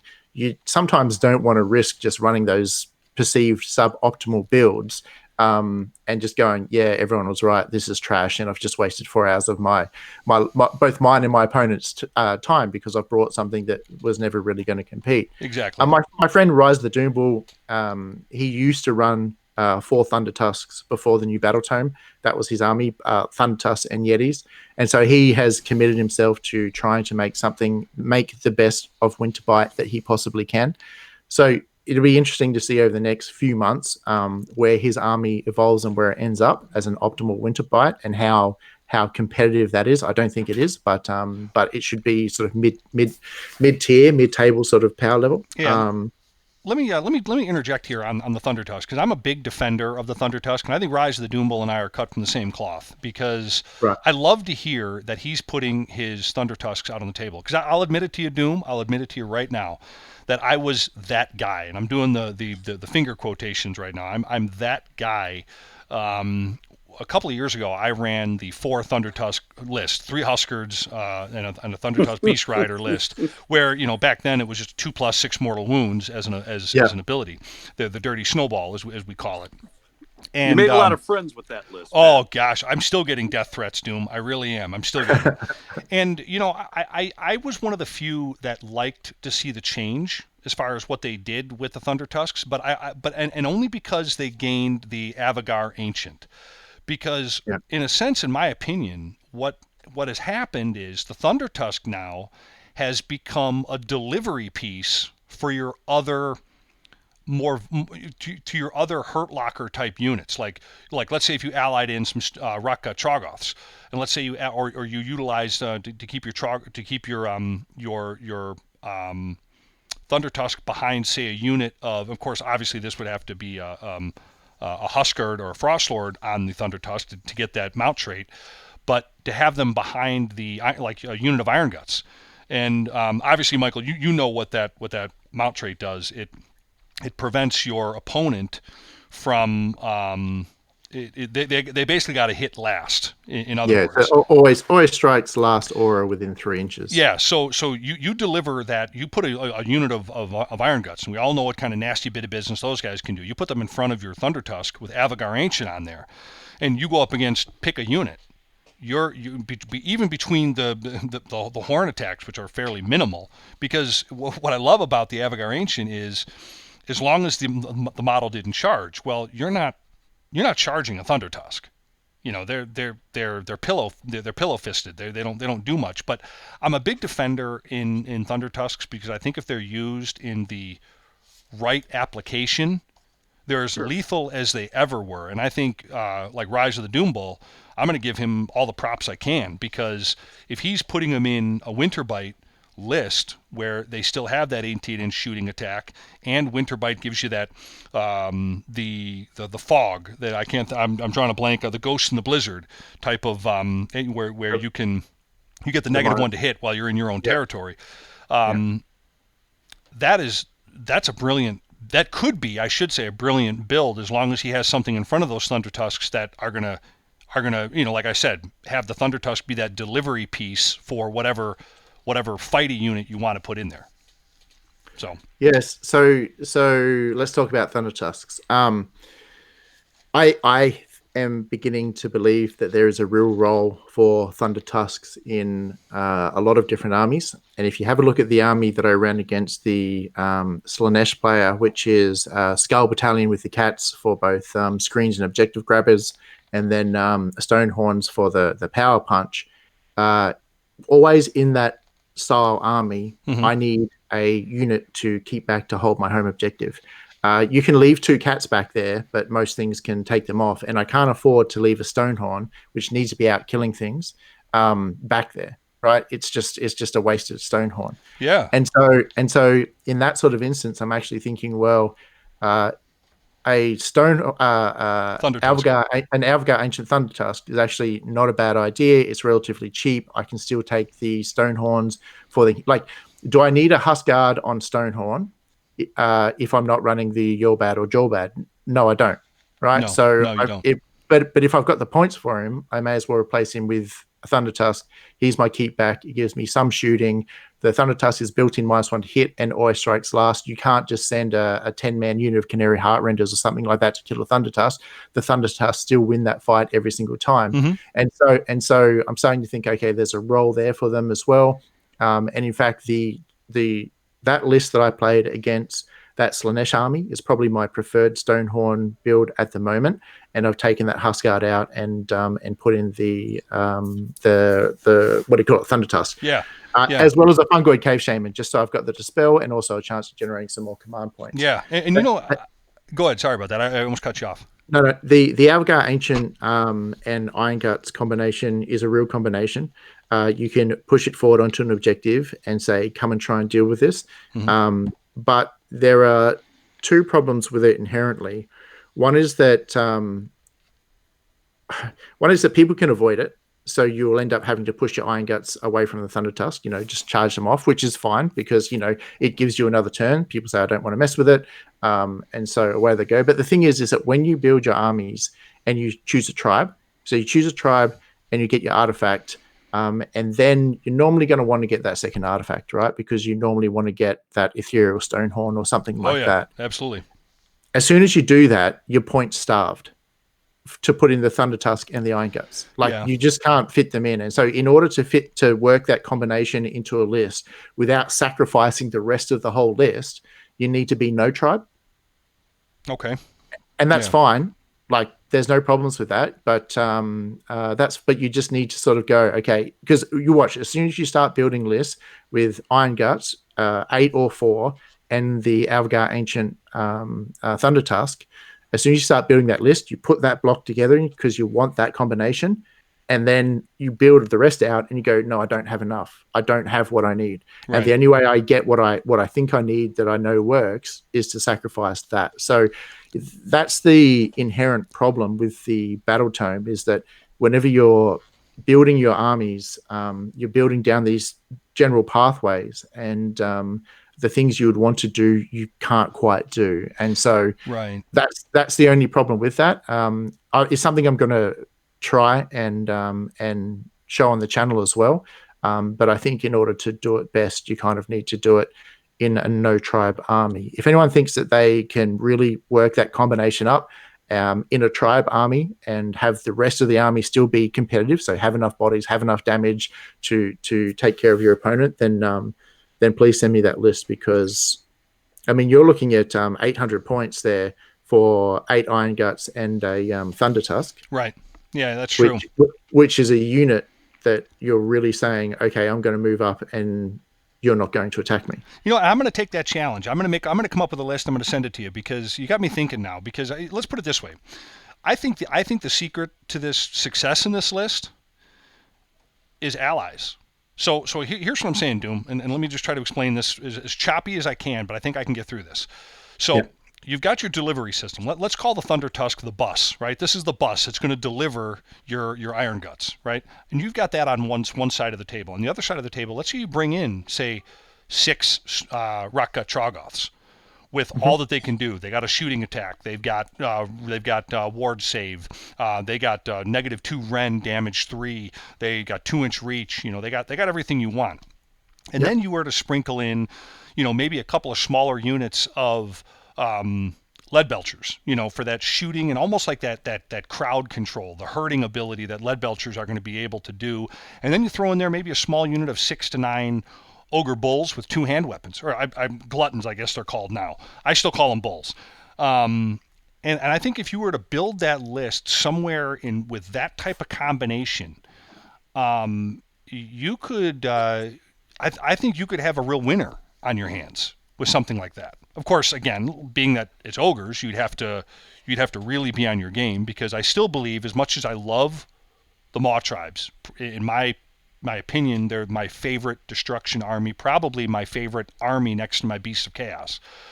But they are very unforgiving, and you pay for every mistake tenfold, it seems, at least in my opinion, with that. Yeah, so I like that army that you just explained works perfectly in a no tribe. One problem you often have is with your battle line selection. And so, because depending on your general, which BCR are either battle line or which ogres are, and if it's lead belchers, then you need to up them to a unit of 4, which you really don't want to be taking multiple units of 4 lead belchers. But an army like that can completely work. And the rock guts are actually really, really good value inside a More Tribes army, a Gutbuster style army, because for all the reasons you said, they're really quite good value. I was going to take a unit of them in place of because you have Iron Guts come in units of 4 for 220 points, and Rock Guts come in a unit of 3 for, 140 at the moment? Yeah, 140. Correct, yeah. Yep. And so you have 6 Rock Guts for 280, or 8 Iron Guts for 440. And to be honest with you, in most cases, the 6 Rock Guts will kill the same thing that the Iron Guts will kill. Like they both do that same job, right? So sometimes you're 5+ ward save. Yeah, so sometimes you're overpaying for that output from the Iron Guts. So in my CanCon army, if I replace the Iron Guts with the Rock Guts, I actually get 100 odd extra points, 140 odd extra points to play with. Wow. And that means a lot in a More Tribes army with those big units. The only thing I have against the Rock Guts in a tournament setting is the bravery and the high amount of Ossiarch Bone Reapers and the catapults, because they will just shred them like one hit and take away half your Rock Guts.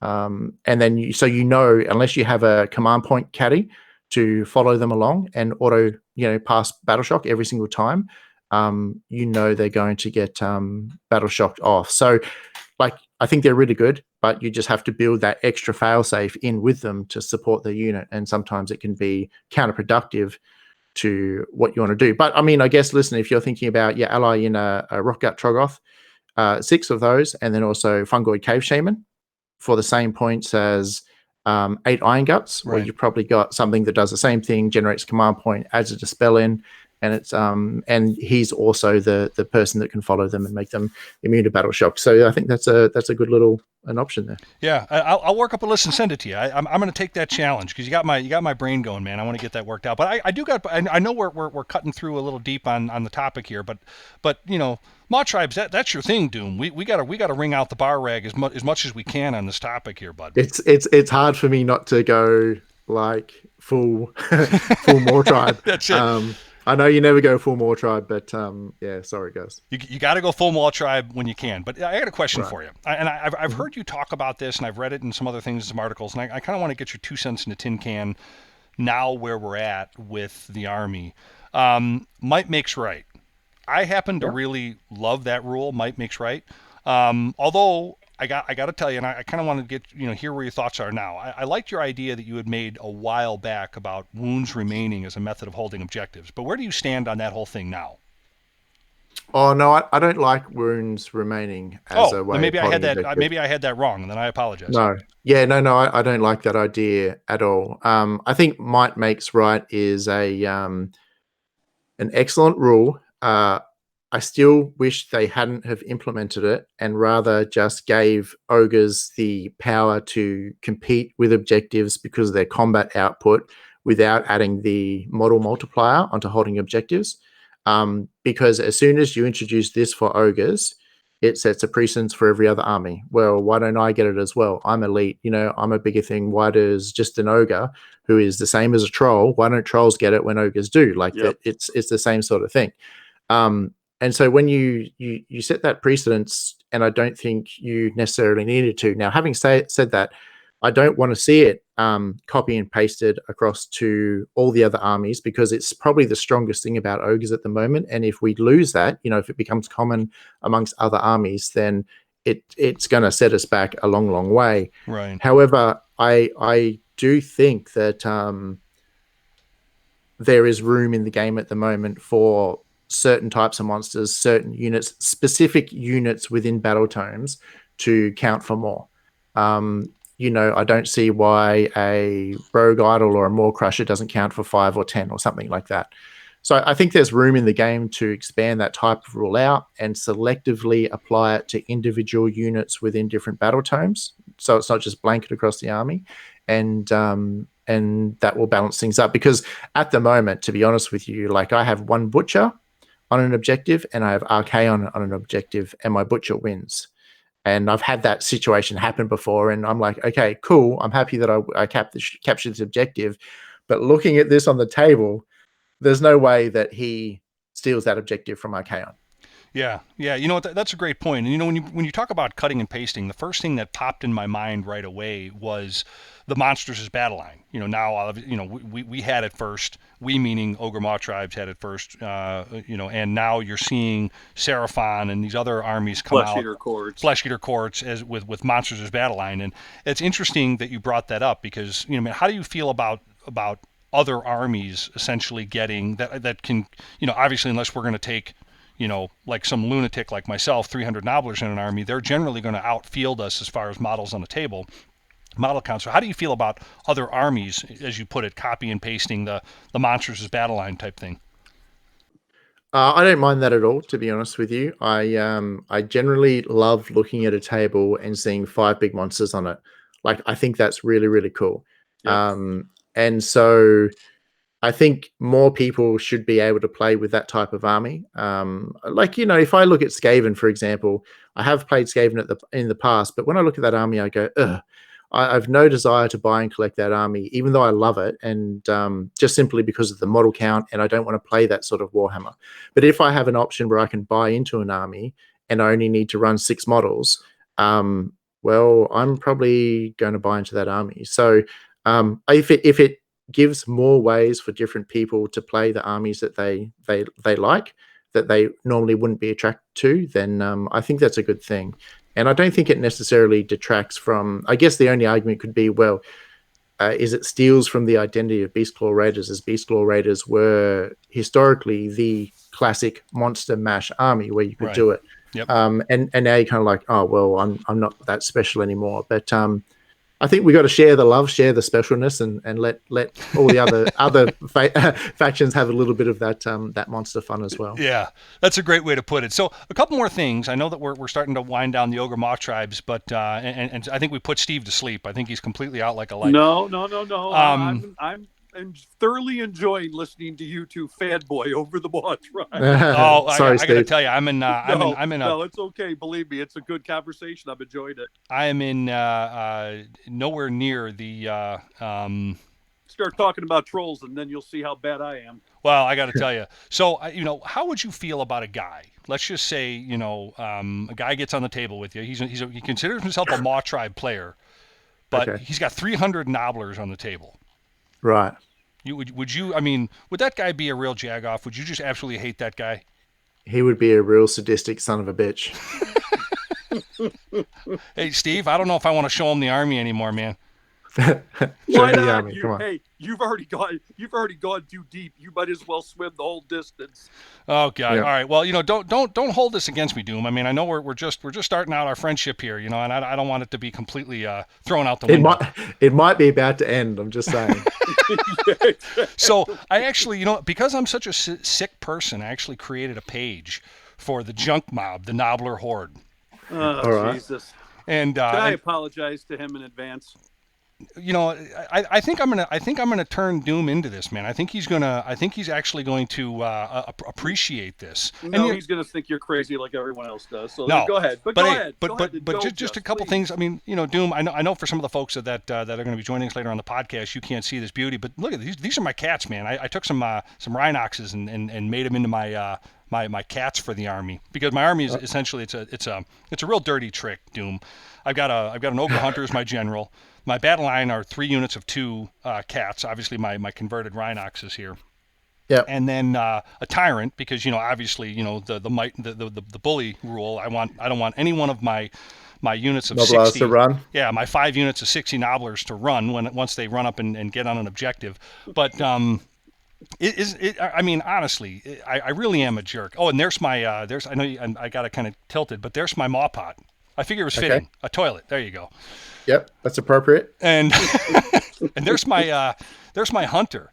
I kind of so I basically, it's a bunch of Nobblers that stole the Mornfang, that have a bunch of spears. I did some crafty work and put some spears on them from some of the old Gits, the Git mob.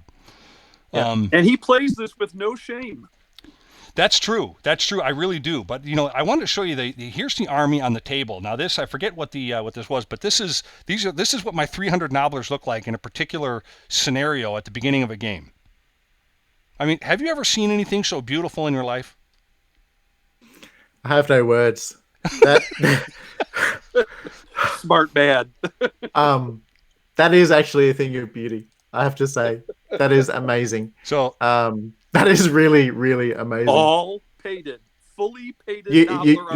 You have to lock the screen on yourself. Lock the screen on yourself so that it doesn't bounce between us when we talk. Okay. And bring that up.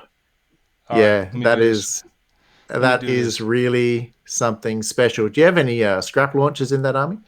No, I didn't want to waste any time with that. I wanted a Hurricanum, steam tanks. Oh, you've combined this with this is a two. What is this?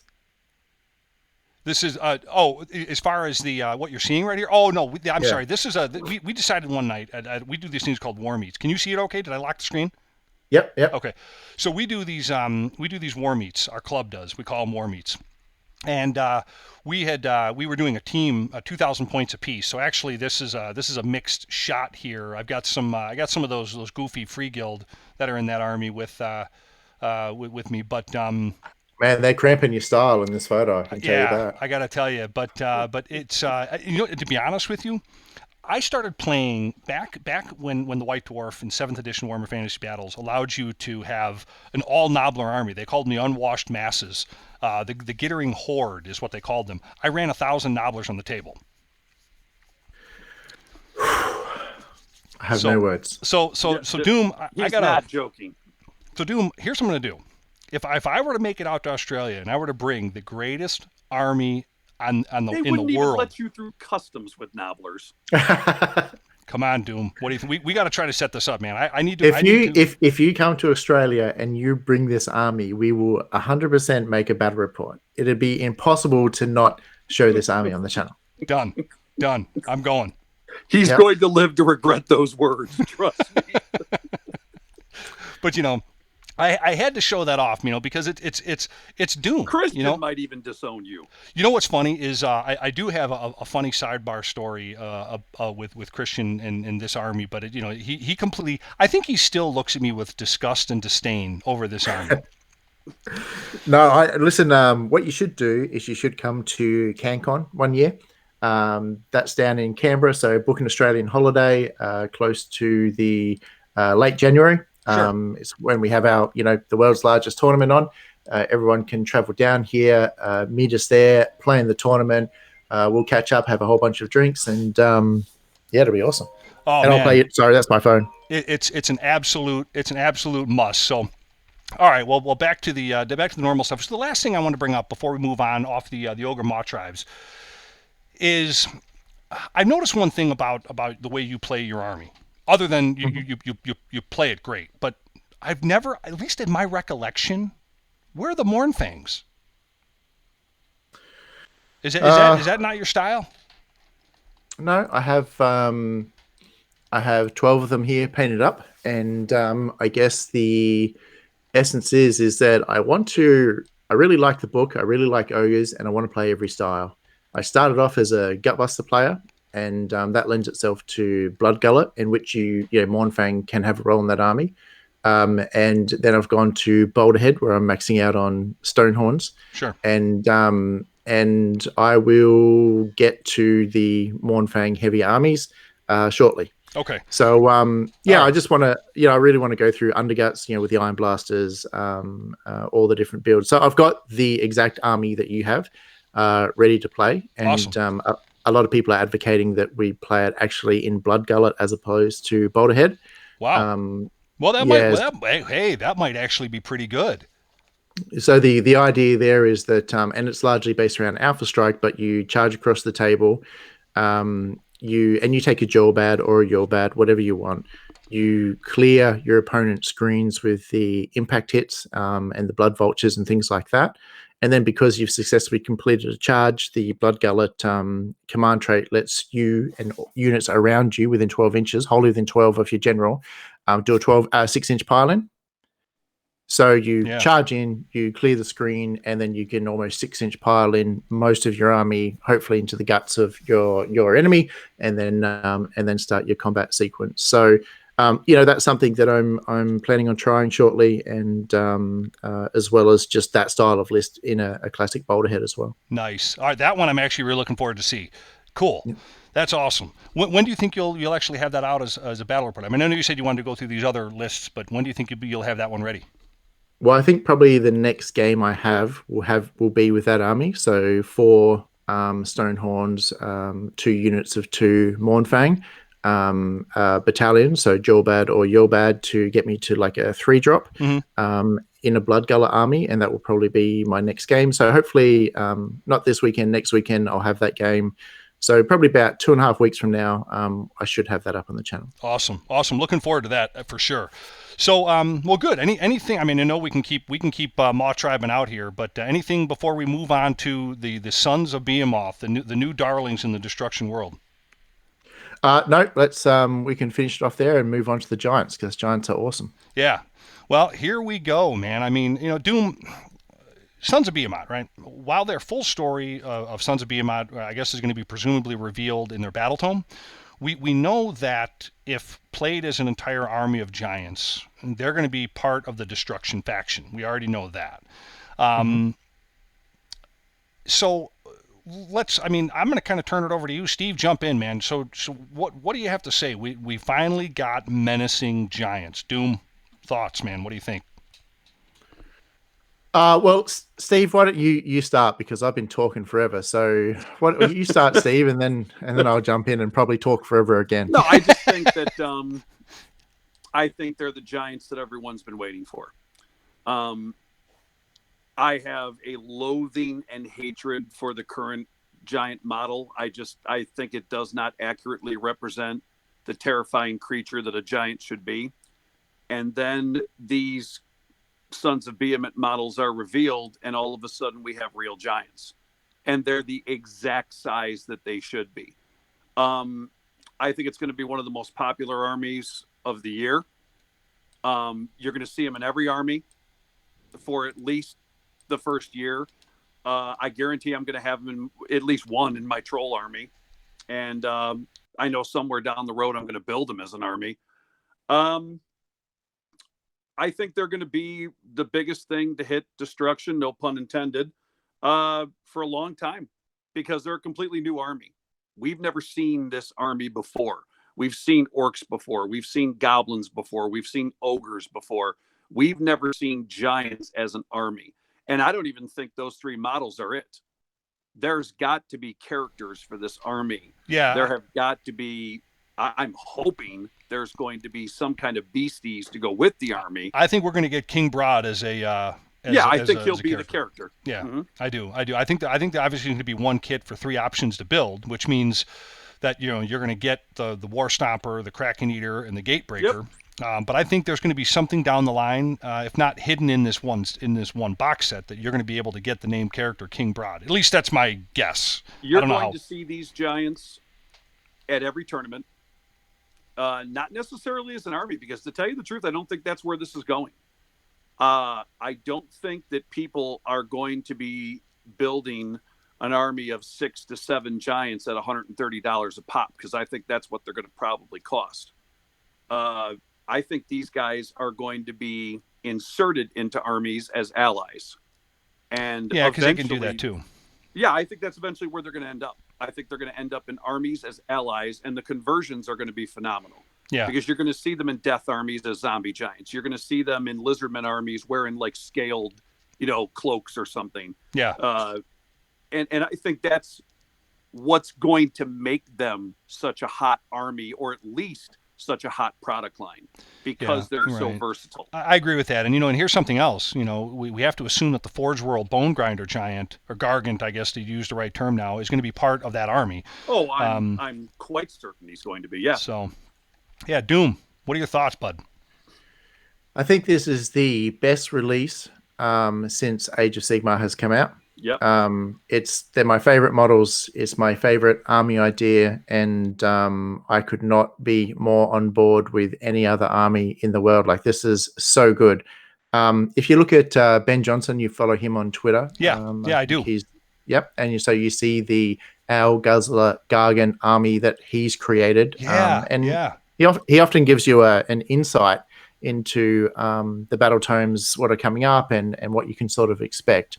He's a bit clever like that, and so he's got, I think it's, I don't know, I can't remember if it's 6 or 8 Owl Guzzlers, and I expect that 6 or 8 Owl Guzzlers with 1 or 2 of these bigger guys will be a complete 2,000 point army. Yep. And I think you're going to have the option to run this army where I think these guys that we've seen, the 3 different builds, are actually the hero versions. And I think you're going to have the ability to run them as both heroes and battle lines. So if you just wanted to do basically these big guys as an army, you can, or you can have these as the leaders essentially, and then the Owl Guzzlers as your standard sort of troops.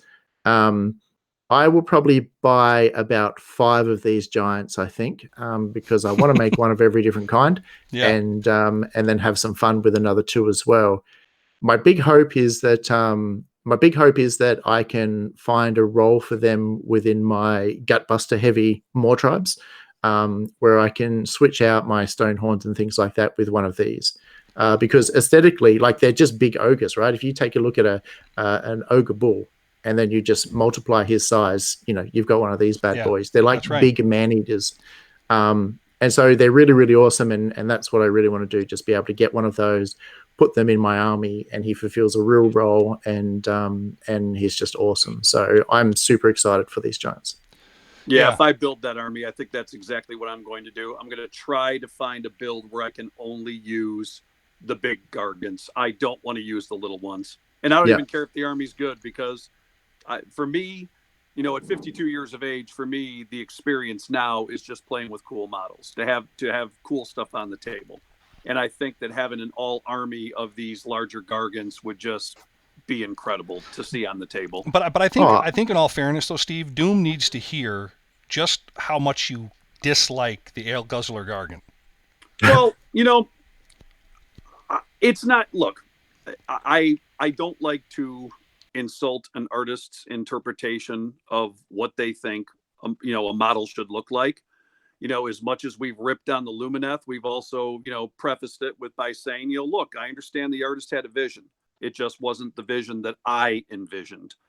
We finally have real giants now. The other Ale Guzzler giant does not look terrifying.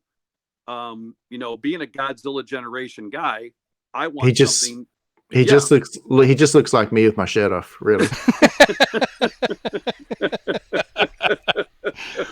We've always referred to him as your drunk Uncle Lester.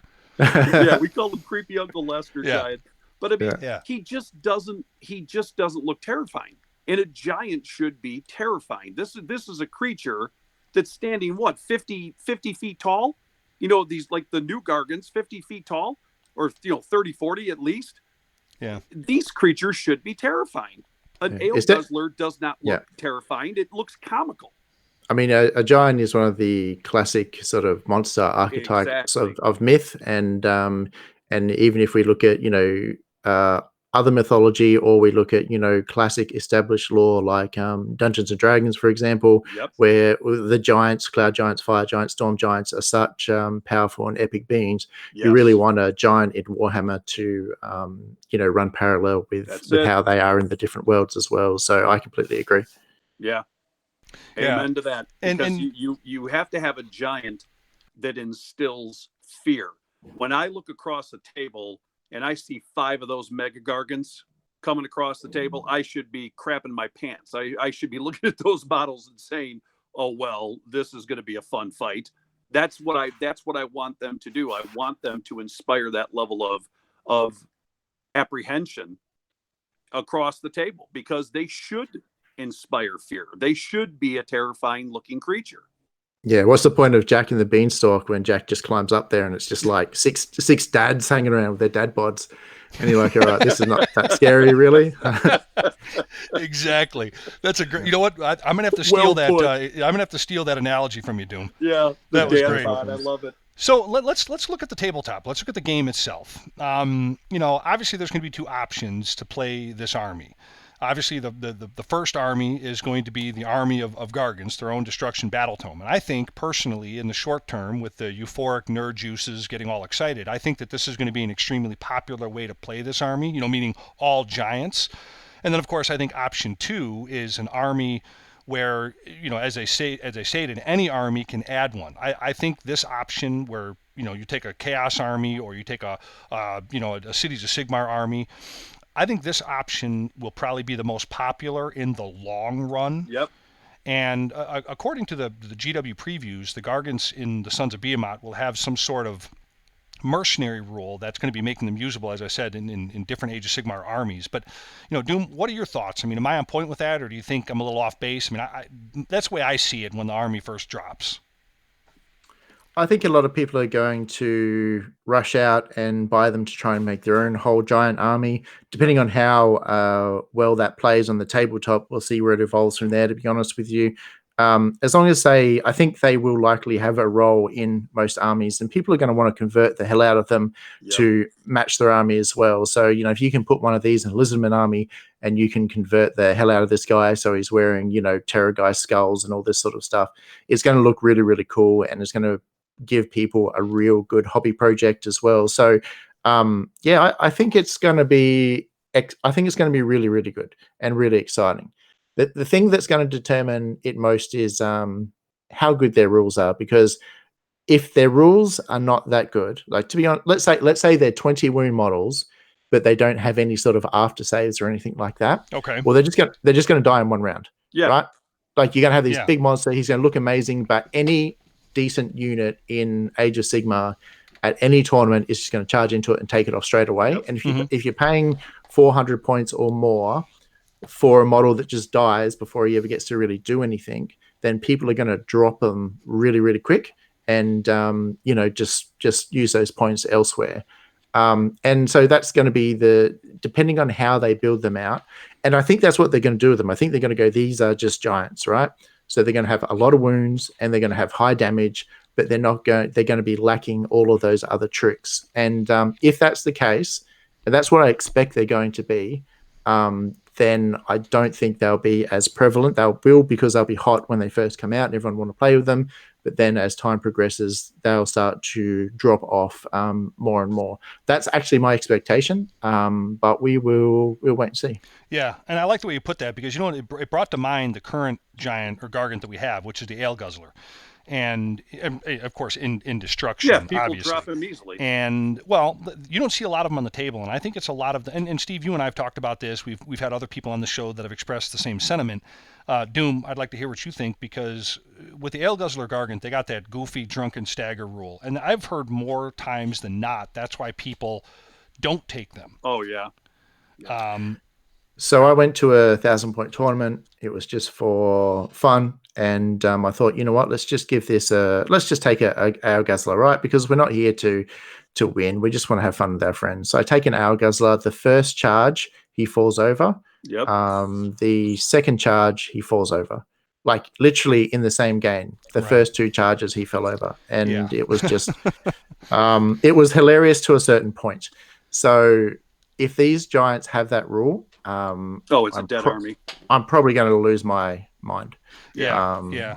That's what I'm afraid of, that they're going to have they're going to tack these goofy rules onto these Gargants. And, I don't think they're going to, though. I really don't. I don't think they're going to do that to these bigger giants, because, and I want to go back to something that Doom made a point on. If these giants are just like an armor save of 5 and 20 wounds, well, if you think about that logically, that's like just having a crappy unit of 20 guys, of 20 men-at-arms or something in a unit that can easily be killed. So if that is the case, they're going to be completely useless. And if you tack on top of that the fact that they have a degrading profile, or if they have this ability where they fall over when they charge, you're going to see that army die quick. Because even being a cool model, people are not going to want to play an army that only has 5-6 models and it has that kind of a drawback. It wouldn't even be worth playing. Yeah. Right. Because it's going to screw you. It's going to screw you at that critical moment when you're about to make a charge. Yeah, they'll still sell for the hobby aspect and the Yep, collectible sure side will. of it. And I will just want to have, 3 to 5 giants on my shelf behind me when I record and things like that. And they'll be great to paint. But yeah, so let's just wait and see. But I'm really excited for the army, and I hope they nail it. Yeah, no, Yeah. I agree. And like for me, my giant collection right now pretty much consists of everything I have for my Beasts of Chaos, and I never actually put a giant in my army as far as pay for it, but I'll try to bring one on the table through Primordial Call, because at least for the couple of points that you're going to be paying for a giant, for I think it's 9 points to bring a giant on. That's a heck of a lot better than the 160 that you're going to be paying for them, on the tabletop in the army. So I guess it's how you rationalize it, right? So. Mhm.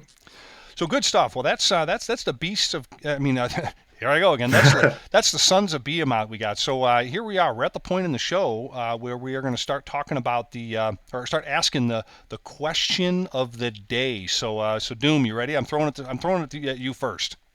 Yep, fire away. So here's the question of the day. If the Destruction Grand Alliance and every sub faction in it were to disappear tomorrow, what Yep. army do you think you'd play, and why? I play Beasts of Chaos or Slaves to Darkness. Well, it's I play Beasts of Chaos because I love them. I love the primordial feel of them. Beasts of Chaos are one step away from being a destruction army, anyways. Yep. And yeah, I'm Doom and Darkness, right? So it's got to be something chaos. There you go. Steve, real quick. I know we're kind of winding the show down, and so same question to you, man. If Destruction Grand Alliance and every sub faction in it were to disappear tomorrow, what army would you play and why? Soulblight vampires. Yeah, well, I guess I could have answered that one. I should have known that. Soulblight vampires. Yeah. No. Death was always my faction back in 6th, 7th, and 8th edition. So obviously I would migrate to Soulblight, the vampires. Good. Yeah, me, Beast of Chaos, obviously. So good stuff. Well, here it is. We got the closing thought of the show. Mike, Doom, any closing thoughts on the show today?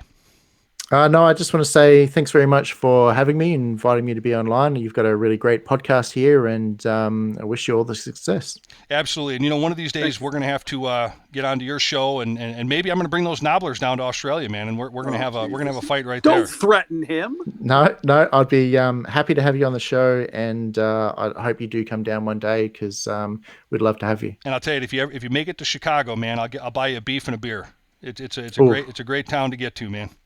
Yeah, that's a deal. And real quick, my closing thoughts are: I'm thankful for this hobby. Without this hobby and without this game, this goofy little plastic dolly game that we all paint, play, and love, we never would have met an awesome guy like Michael all the way out there in Australia. And I think that this hobby amazes me to no end every single day for how it binds so many different people from so many different walks of life and so many different areas that you never would have gotten a chance to meet otherwise, and I'm very thankful for that. Michael, it's awesome to get to know you, honestly. Thank you. Thanks again for having me. Absolutely. Well, all the Grimdark Goons and I would like to thank our guest, Doom and Darkness, Michael, and all of our listeners for another great show, and we look forward to having you back next time. We discuss all things related to dice, dragons, demons, and dwarves in the Warhammer world. So please don't forget to join us next Thursday at 7:30. And as always, stay tuned for Monster Mondays, Warhammer Wednesdays, and the podcast on Podbean, and more leading up to Thursdays with Grimdark Live. So until we meet again, remember, don't be a short pants. Let's all embrace the main message here from Grimdark Live, and that's a social contract we have between gamers and the commitment we have to this community and to each other. We're only as good as our last game. And as always, please don't forget to give our channel a like or subscribe if you haven't already done so. And so with that, may the dice gods bless you and your sweaty palms. Bye.